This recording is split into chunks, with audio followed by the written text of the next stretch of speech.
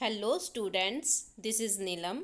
Dear students, आज की इस वीडियो में हम कवर करने वाले हैं क्लास 9th से हमारा चैप्टर नंबर 5th है, सिविक्स की बुक से, पॉलिटिकल लाइफ की बुक से, डेमोक्रेटिक राइट्स के बारे में।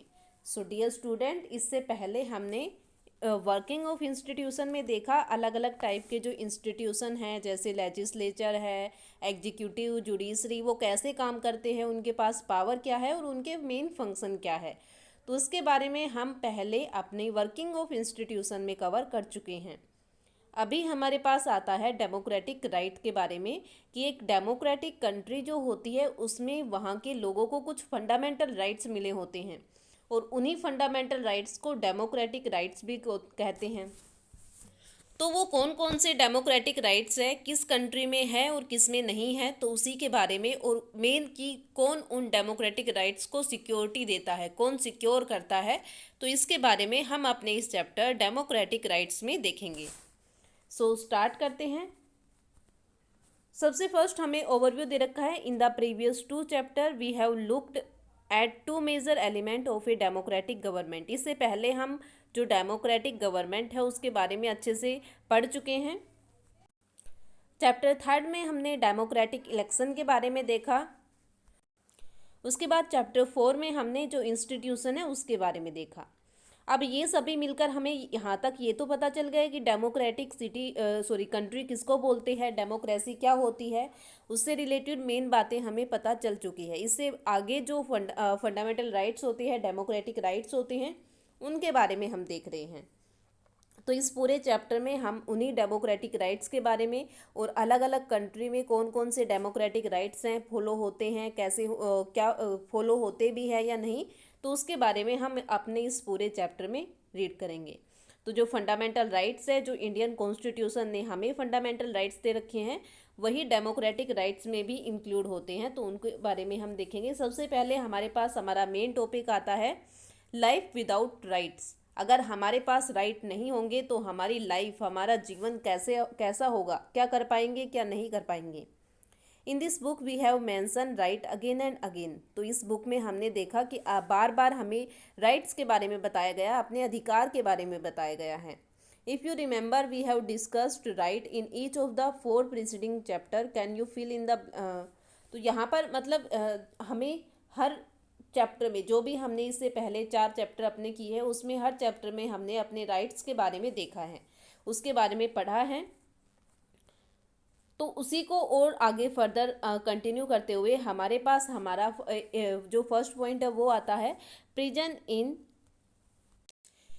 इन ग्वांतानामो बे। तो इसके बारे में ये केस स्टडी हम एक बार देखेंगे। यहाँ पर about 600 people were secretly picked up by the US force from all over the world and put in a prison in Guantanamo बे।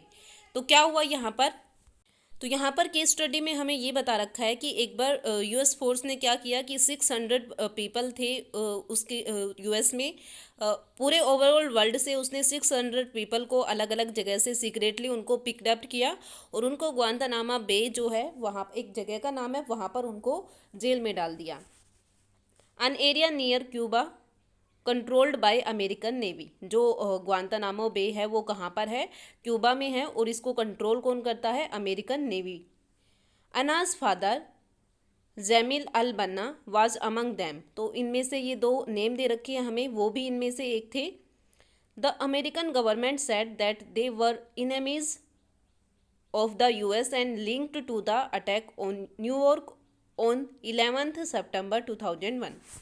और जो यूएस की अमेरिकन गवर्नमेंट ने इसके बारे में ये बोला कि उन्हें इसलिए पिक्ड किया है, इसलिए उन्हें जेल में डाला है क्योंकि उन्हें लगता है कि उन्होंने जो न्यूयॉर्क में अटैक हुए थे 11 सितंबर 2001 में, न्यूयॉर्क पर जो अटैक हुए थे वो इससे लिंक्ड है, इसलिए उन्होंने बस ओनली इस बिहाफ पर कि उनको लगता है कि वो उनसे कनेक्ट है, लिंक्ड है उनका, इसी बिहाफ पर उन्होंने उन लोगों को जेल में डाल दिया।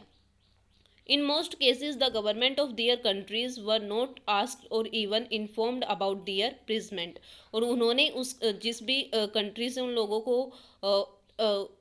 पकड़ा था उनकी वहाँ की गवर्नमेंट को बताया भी नहीं। Like other prisoner, Albana family got to know that he was in that prison only that through the media. जो अल्बनाज फैमिली थी उनको भी नहीं पता था कि उनके जो फादर थे या उनके जो रिलेटिव थे वो जेल में हैं, और वो भी यूएस की जेल में हैं। उनको ये बात मीडिया से पता चली थी। Families of prisoner media of और even UN representative were not allowed to meet them. किसी भी फैमिली मेंबर को उन प्रिजनर से मिलने की, या जो रिप्रेजेंटेटिव थे यूएन को, उनको भी उन लोगों से जो प्रिजनर बनाए गए थे उनको मिलने की परमिशन नहीं थी। The US army arrested them, interrogated them and decided whatever decide whether to keep them there or not। US army ने उनको अरेस्ट किया, उनको इंटेरोगेट किया, उनसे पूछताछ की, और ये डिसाइड कर लिया कि उन्हें अब उनके साथ अब क्या करना है और क्या नहीं करना। There was no trial before any magistrate in the US. कहीं पर भी यूएस की जो कोर्ट सिस्टम है वहाँ पर कुछ भी नहीं किया, कोई इन्फॉर्मेशन वहाँ पर प्रोवाइड नहीं की गई। Nor could their prisoner approach court in their own country. और ना ही जो प्रिजनर थे उनको ये भी परमिशन थी कि वो अपनी खुद की कंट्री के कोर्ट के साथ अप्रोच कर सके। मतलब उनको एक ऐसी जगह पर डाल दिया जहाँ पर वो ना किसी से बात कर सकते थे, ना किसी की हेल्प ले सकते थे, और बस ओनली इस बिहाफ पर, बस ओनली इस मतलब कोई ये भी नहीं था कि बिल्कुल प्रूव ही हो गया था कि उन्होंने अटैक में वो लिंक्ड थे, ऐसा भी नहीं था। बस ओनली उनको लगा, यूएस आर्मी को लगा, उनको ये था कि हाँ ये पर्सन इससे कनेक्ट हो सकता है, इसलिए बस ओनली इसी बिहाफ पर उनको जेल में डाल दिया। Amnesty international and international Human Rights Organization collected information on the condition of the prisoner in Guantanamo Bay and reported that the prisoner were being tortured in way that violated the US laws।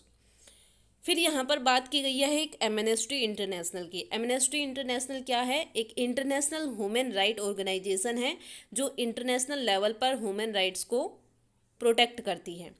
फिर इसने क्या किया कि इसने सभी information collect की, जो prisoners वहाँ पर ग्वांतनामो बेस में प्रिजन उनको बंदी बनाया गया था वहाँ से सारी इंफॉर्मेशन कलेक्ट की, और फिर ये बताया गया कि जिस तरह से उन प्रिजनर को टॉर्चर किया जा रहा है, जबकि ये प्रूव भी नहीं हुआ है कि उन्होंने क्या गलती की है क्या नहीं की है, इस बिहाफ पर ओनली मतलब एक संदेह के बिहाफ पर ही उनको ऐसे जेल में डाल देना यूएस के लॉज को के अगेंस्ट जाना है। They were being denied the treatment that even prisoner of war must get as per international treaties। Many prisoners had tried protesting against these conditions by going on a hunger strike। Prisoners were not released even after they are officially declared not guilty। तो मतलब इतना कुछ हो गया कि वहाँ के जो प्रिजनर की फैमिली थी उन्होंने सपोर्ट करना स्टार्ट किया, जो इंटरनेशनल ट्रीटीज़ थी वो उनको भी देखा गया। जो प्रिजनर्स थे, बाकी जो प्रिजनर्स थे उन्होंने भी प्रोटेस्ट किया, स्ट्राइक किया, हंगर स्ट्राइक की। फिर भी जो प्रिजनर्स थे उनके ऊपर जो क्लेम लगाया गया था कि उन्होंने न्यूयॉर्क पे जो अटैक हुए थे उनमें वो लिंक्ड है, जब वो उनसे मतलब डिक्लेयर उनको कर दिया गया था कि नहीं वो कनेक्ट नहीं है उससे, फिर भी उनको नहीं छोड़ा जा रहा था। An independent inquiry by the UN support these finding। The UN Secretary General said the prisoner of Guantanamo Bay should be closed down। The US government refused to accept their pleas। और फिर उसके बाद UN ने support किया। UN के जो secretary general थे उन्होंने बोला कि ग्वांतनामो बे में जितने भी प्रिजन हैं उसके बारे में उनको बंद कर दिया जाए, उनको क्लोज कर दिया जाए। उसके बाद फिर यूएस गवर्नमेंट ने ये फैसला लिया कि ठीक है, वो refuse to accept the appeal, और जो यूएस गवर्नमेंट थी उसने इस अपील को एक्सेप्ट करने से रिफ्यूज़ मना कर दिया था। मतलब यूएन सेक्रेटरी जनरल की बात भी उन्होंने नहीं मानी थी।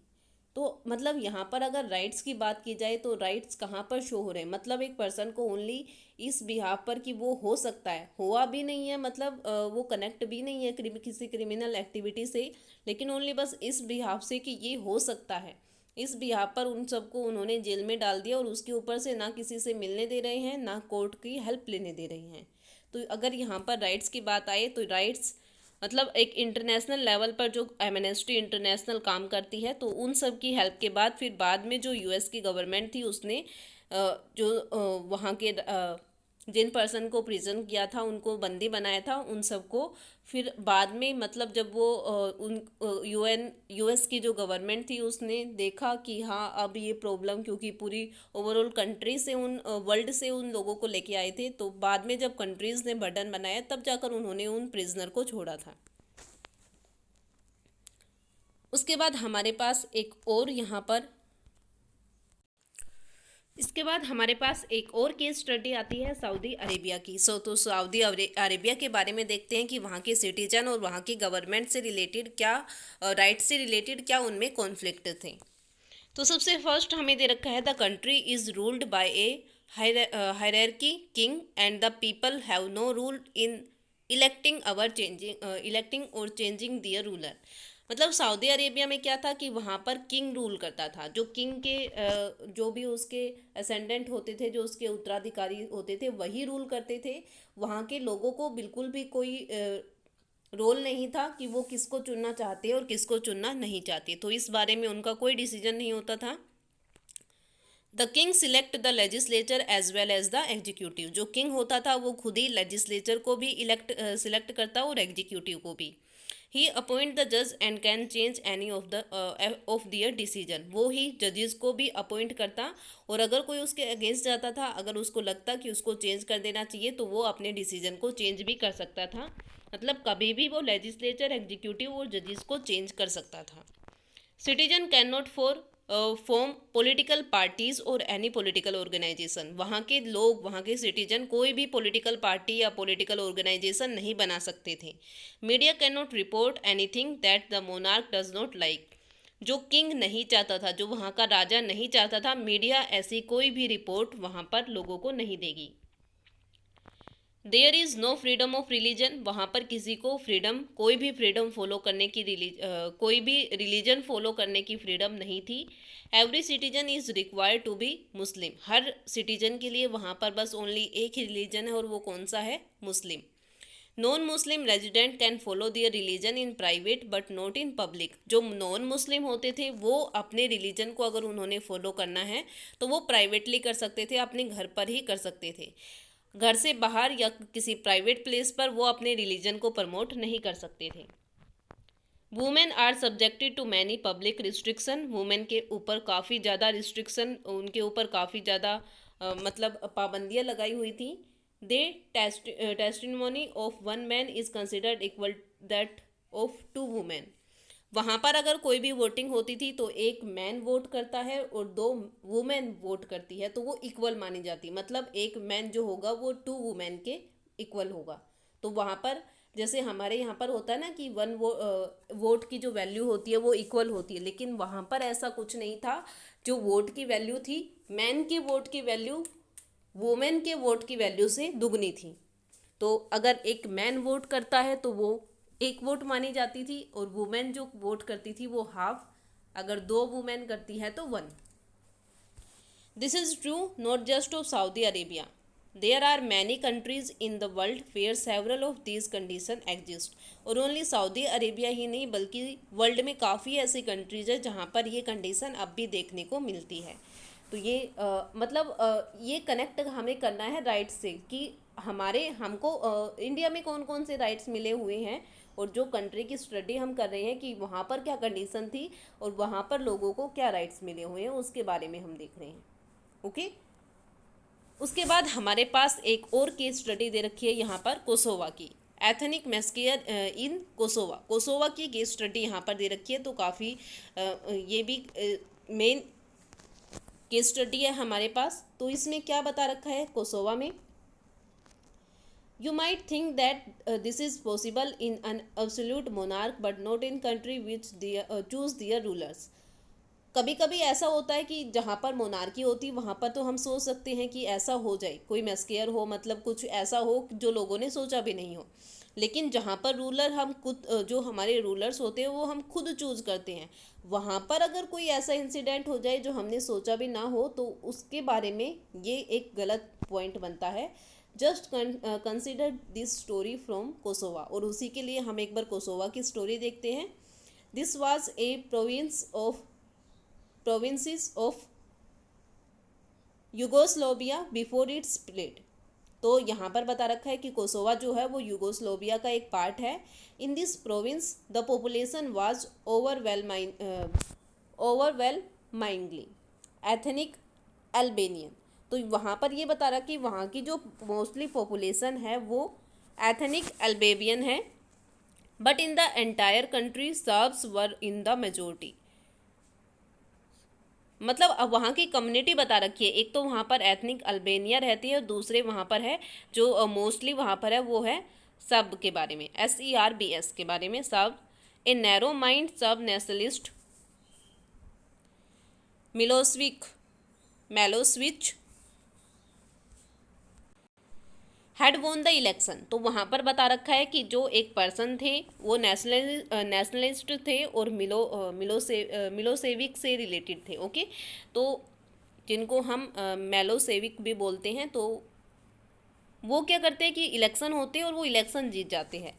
His government was very hostile to the Kosovo Albanians. तो वहाँ की जब उनकी गवर्नमेंट बनती है तो वो जो गवर्नमेंट बनती है वो कोसोवा जो अल्बेनियन वहाँ पर लोग रहते हैं उनके साथ बहुत ही गलत ट्रीट करती है। He want to Serbs the dominant the country. जो सर्ब्स है वो ये सोचती है कि सभी वहाँ पर जो सर्ब्स थे वो बन जाए। Many shrubs leader thought that ethnic minority like Albanians should either leave the country or accept the dominance of the Serb।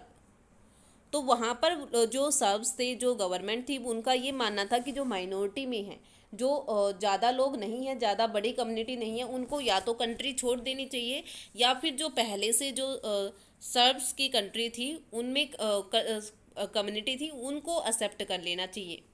तो ये कंडीशन वहाँ की जो गवर्नमेंट थी, जो मेजोरिटी गवर्नमेंट थी, उन्होंने रखा। This was happen to an Albanian family in the town of Kosovo in April 1999। तो यहाँ पर हमें ये बता रखा है, यहाँ पर अप्रैल 1999 है। तो कोसोवा की एक अल्बेनियन फैमिली के साथ एक इंसिडेंट हुआ और वो कब हुआ? अप्रैल 1999 में। और क्या इंसिडेंट हुआ था उसके बारे में हम देखते हैं।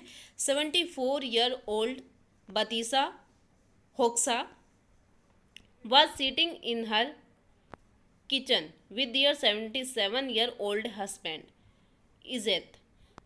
तो यहाँ पर उन्होंने ये बताया है कि एक मैन और एक वुमेन, मतलब एक हस्बैंड वाइफ के बारे में बताया है। वाइफ का नाम है बतीसा होक्सा और उसके हस्बैंड का नाम है Izet. Staying warm above the stove. तो वो किचन में बैठे हैं और मतलब गर्मी वहाँ पर काफ़ी ज़्यादा ठंड है, तो इसी की वजह से वो थोड़ा हीट के लिए, वार्म के लिए वो स्टोव के पास बैठे हैं। They had heard explosion but did not realise that Serbian troops had already enter the house. तो उन्होंने कुछ मतलब एक्सप्लोजन, कुछ बातें सुनी, कुछ वहाँ पर हरकतें सुनी, लेकिन उनको ये नहीं पता था कि जो सर्बेनियन ट्रूप्स है, वहाँ की जो सेना है, वो उनके घर में, उनके टाउन में एंटर कर चुकी है। The next thing she knew 5 or 6 soldier had burst through the front door and well demanding. तो उसके बाद उन्होंने देखा कि 5 या 6 सोल्जर्स वहाँ के जो सैनिक थे वो उनके घर के अंदर आते हैं और उनसे डिमांड करते हैं। क्या बोलते हैं? उनसे पूछते हैं वेयर आर योर चिल्ड्रन, आपके बच्चे कहाँ पर हैं। दे शूट इजात 3 टाइम इन द चेस्ट। और ये पूछते पूछते वो साथ में क्या करते हैं कि उनके जो हस्बैंड है इज़्ज़त, उनको 3 बार शूट करते हैं और वो भी चेस्ट पर, मतलब छाती पर उन्होंने 3 बार शूट किया। रिकॉल्ड बतीसा, और बतीसा से वो पूछ रहे हैं वेयर इज़ योर चिल्ड्रन, कि आपके बच्चे कहाँ पर हैं। With her husband dying before her the soldiers pulled the wedding ring off her finger and told her to get out. उसके बाद वो क्या करते हैं कि उनकी जो वेडिंग रिंग है उसको निकालते हैं उनकी उंगली से और उसको बाहर निकालते हुए जो बतीसा है उसको घर से बाहर निकाल देते हैं। I was not even outside the get when they burn the house.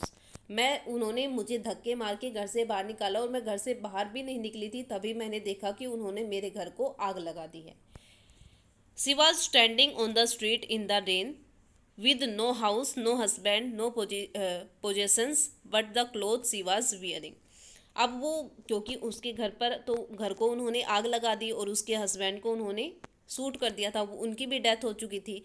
तो वो अब बाहर गली में खड़ी हुई है, बारिश हो रही है, उसके पास ना घर है, ना उसका हस्बैंड है, ना उसके साथी कोई भी है, बस उसके पास वो है और उसके क्लोथ है जो उसने पहने हुए हैं। This news report was typically of what happened to thousands of Albanian in that period। तो इस एक इंसिडेंट से आप ये पता लगा सकते हो कि उस टाइम में जो अल्बेनियंस थे, थाउजेंड्स ऑफ अल्बेनियंस थे, उन्होंने क्या किया होगा जब उनकी गवर्नमेंट बनी होगी। तो उस टाइम वहाँ पर जो माइनॉरिटी वाले लोग थे उनके साथ उन्होंने कैसा बिहेव किया होगा। Do remember that the massacre was being carried out by the army of their country. तो क्या आपको मतलब ये बात आपने देखी कि जो ये मैस्केयर, ये दुर्घटना, ये जो हत्याकांड था वो वहाँ की आर्मी, जो उस कंट्री की आर्मी थी, उसने किया था।